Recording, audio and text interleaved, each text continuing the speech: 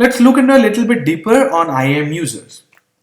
IAM users represents an entity that is created in AWS. It can be a person or service. Users do not need to be persons essentially. You can create users for applications which are being hosted on, say, EC2 instances. IAM users do not get any permission by default. So when we create an IAM user, they are not allowed to access anything. You have to attach permissions to them.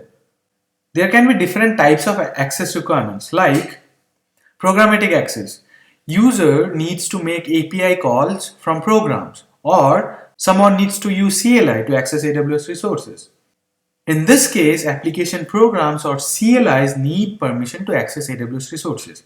So in this case, an IAM user would be for a service, not for any person. Let's say these are the AWS resources. This is a program which contains an application logic, and as per the logic, this program needs to access AWS resources. Amazon is a web service, so all these resources can be accessed using web service calls. So AWS exposes APIs for all services. Note that these APIs are from AWS, which can be used to access all these resources from the program. Command line interface is same. Under the hood, it uses AWS APIs only. Both these fall under the category of programmatic access. Then we have Management Console access. We have been using AWS Management Console ever since the inception of this course. So using Management Console access, you provide users access to the AWS resources via the console. Management Console provides GUI-based access to AWS resources. If you think about it, Management Console is also a program. Behind the scenes, it also uses APIs to do the same things. There is a concept of access key in AWS IAM. Access keys are only needed for programmatic access. What are access keys? These are AWS resources which need to be accessed from programs and CLIs. Permissions to these resources are handled by access keys. It has two components, access key ID and secret access key, which are given or embedded into the programs. SDKs can be used to handle access keys in programs also. You can have a maximum of 2 active access keys at any time. When you disable access keys, they cannot be used to make CLI or API calls. Concept of group is very simple. It is a collection of IAM users. So we have 3 groups. Admin group has 2 users, admin 1 and admin 2. Developer group has 5 users, dev 1 to dev 5. Operations group has 3 users, ops 1, ops 2 and ops 3. Permission or access can be given at individual user level or group level. In this case, user belonging to the same group has same permission. Access keys are separate for each individual users irrespective of which group the user belongs to. A single user can be in multiple groups.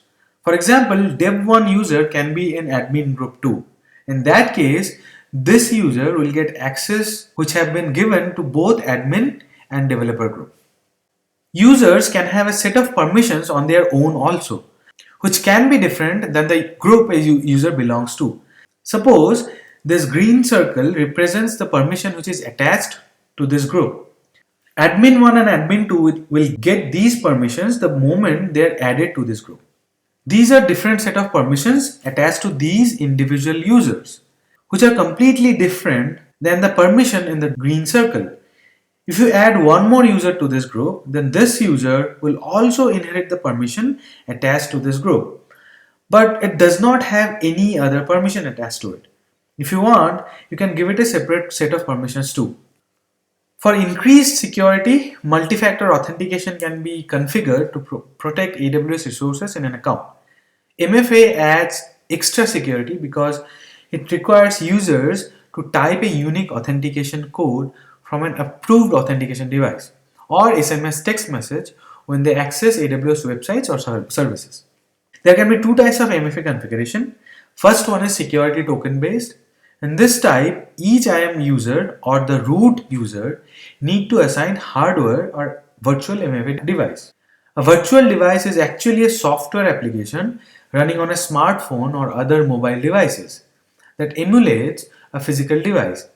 And a hardware device is like this. I hope most of us know what RSA token is. RSA token can be used as a hardware MFA device for AWS. We get 6-digit code in RSA token which gets expired after a predefined set of time period. We can use this hardware MFA token and attach this to a particular user and control access using this hardware MFA device. In both the cases, the device generates a 6-digit numeric code. Each MFA device assigned to a user can be unique. A user cannot type a code from another user's MFA device for authentication.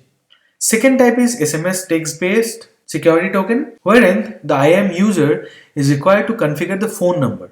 When the user signs in, AWS sends a 6-digit numeric code by SMS text message to the user's mobile device. SMS-based MFA is available only for IAM users. It cannot be used with AWS root account or root user.